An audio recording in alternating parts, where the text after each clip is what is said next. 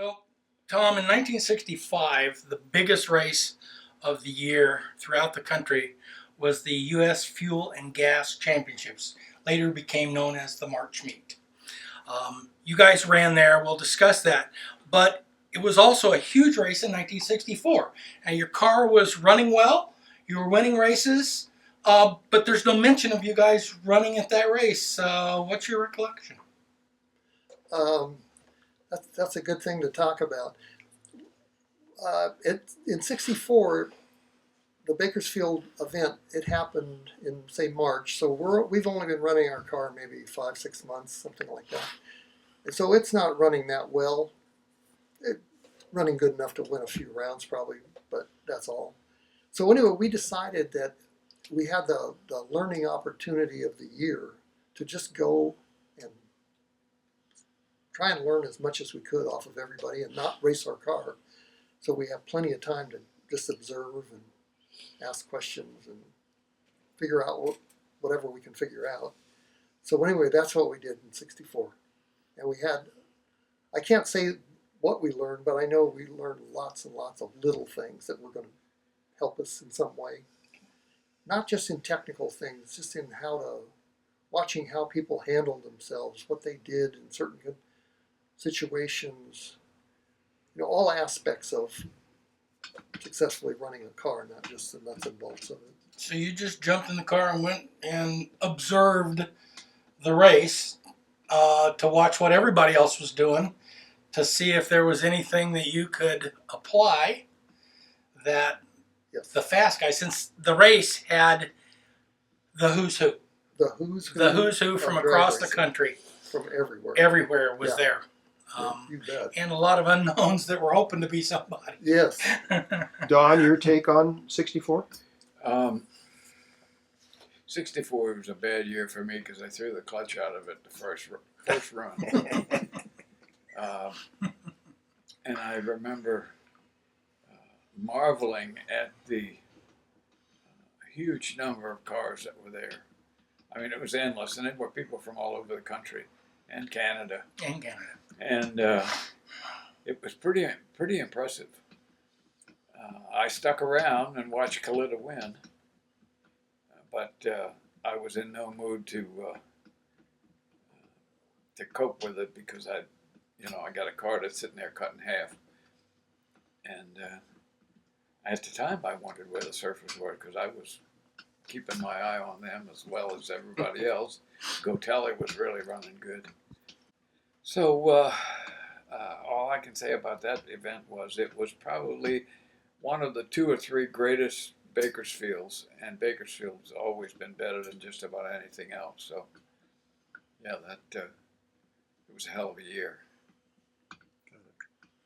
Okay. So back on to 65.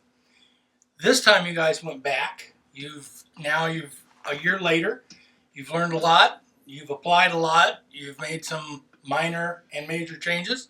Now you're back to the 65 race, but now you're one of the players. How'd you do? Well, we were doing pretty good. In the earlier part of this video, you'll see the round by round coverage. And I think we go maybe 5 rounds on Saturday. So it would be the quickest 64. Wasn't it that way on? Yeah. The quickest 64 out of, let's say there was 100 and whatever, however many 40 top fuel cars. Yeah. The quickest 64 raced on Saturday. And you guys qualified 17th. Okay, we qualified 17th. And qualifying in those days wasn't important. It was just, you just qualified, and if you were in the show, that was good enough. It didn't matter how well you were in the show. Where now it's very important where you are. You have to be in the top 8. Low ET got a prize from Iskandarian, I think, if I recall how they did those things. Somebody would put up money for fast time and low ET. Usually Iski did the low ET, and Rossi and his gang would put up the top speed money because they wanted to win it. Those kind of awards didn't mean anything No. for most of the teams. No. Most teams didn't care about any of that. Exactly. And if you're going to go out there and really lean on your equipment to run fast and quick, that's foolishness because you don't want to blow up your stuff just to get a couple $100 out of something. So do you think a single qualifying pass might have Oh, been? absolutely. Just a single one. You would never make. It was rare to ever make more than one for anybody. If you ran halfway good, just good enough to get in the show and call If it you good. showed up on Thursday, you could get a couple in. If you wanted to get a couple Yeah. in. Yeah, qualifying, as we've spoken before, was no order, the same as the first round. If however many cars were qualified, then when they said it's time to race, you just rolled up there, and whoever you happen to roll up next to is who you're going to race. People don't understand that unless you were there. You might race the low ET guy, and you might be the last guy, but it didn't matter just because that's where you happen to get in line. Right. The other outstanding thing, as I recall, was there were like 6 cars running at 6 o'clock. In other words, At the they, end of they qualifying. cut off the qualifying at 6 o'clock, and if you weren't in the show and you weren't running, you weren't going to you were race. done. And I can remember one of the cars pushing and backfiring, heading toward the starting line. And I'm paying attention to that while there's 4 or 5 other cars making the turn and getting in a position to pull up to the starting line, because you had to be running. The engine At had to 6 actually o'clock. be running. Yeah, Right. Not to mention eliminations on Saturday and Sunday. yeah. This There'd would be have been Friday. Yeah, and these guys but these guys on Saturday and Sunday were firing up, and then there would be 2 more cars firing up behind them, and so Yeah. on and so on. Two It was, at the, am- two it at was the starting amazing. line, 2 making the turn weight, and 2 pushing down. It was amazing. Yeah, And- always. Unlike now, there was no track prep. There was nothing. It was just asphalt, and if the wind blew, there was asphalt with a little sand on it. But And a lot of oil. yeah, if somebody blew an oil, they used kitty litter, grease sweep. They swept it up, tried to soak it up a little bit, and then tell the driver, don't go over there. Stay to the side. And that was it. So there was no real downtime. So you could run a 64 car show in one day, all the first rounds, the 32 races, because you could have them running in there, sweeping up the stuff, and then run it again. So it's not like shut it down, wait an hour, shut it down, none of that. It's Yeah. much more exciting. And let the stalkers soak up the oil. Well, yeah, you Yeah. run some stalkers to get Well, rid of the. They didn't allow stalkers at that point at Bakersfield, did they? Oh yeah, A-gas supercharged door No, slammer. no. Yeah, but No, the hot classes, but I mean, Yeah. there was no Z stock or anything running. Oh no, not the No, bottom end door no, slammer. no, No, no. but there were the good super stuff, stock and AFX. I Yes. believe was popular. AFX was there and too. the roadsters and coupes and stuff like that. Yeah. And they run them to blow off the grease sweep. They were disposable. Yes, they were. So- That's when they called them up to the starting line, was when they Yeah. had a bunch of grease sweep. They okay, bring up to yeah, right. come on up, blow yeah, the stuff off. That And was they- it. Not they- just there, everywhere. and they understood that was their Well, role. it in was the time to deal. go and It worked run out right for down them. on it. Don't go Right. around it. But you guys went to the 5th round. Okay, yeah. So back Well, to the wherever story. you want to go back to it. Yeah, a Yeah, little sidetrack. definitely. So we're back to the story. So we go, I guess, 5 rounds, and we get lined up with Garlits, and this is the next to the last round.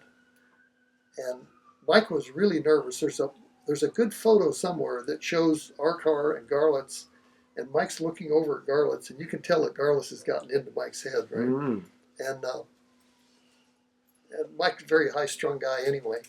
And anyway, they push down, line up, and just before were they using flag starts at that point? It's still a flag start. So before the flag comes up, Garlits blips the throttle to about 1,000,000 RPM and chases Mike off the clutch pedal. And Mike leaves and gets a red light. And we had Garlits covered by a couple of tenths, I suppose. It wouldn't have been much of a problem, I don't think. Of course, you never know. And anyway, so Garlits sails down through there and wins that one. Yeah. And then he ends up winning the day too, right? So he wins. There's one more round to go, and he wins the final round on Yes, that day. against Pink, 60. the old master. Against the old It master. was him and the old master.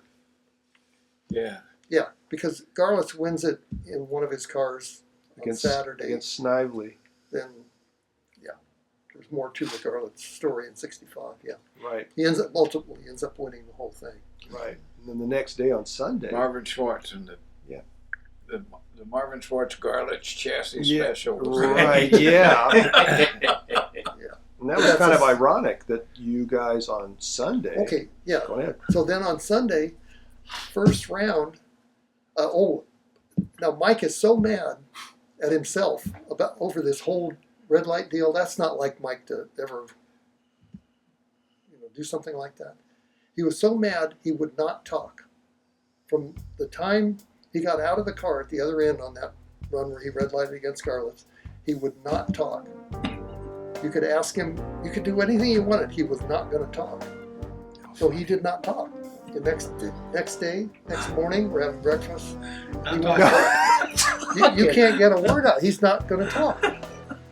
And he just, other than that, he's just Mike. He's just going through his. Yeah. Emotions. So we get out.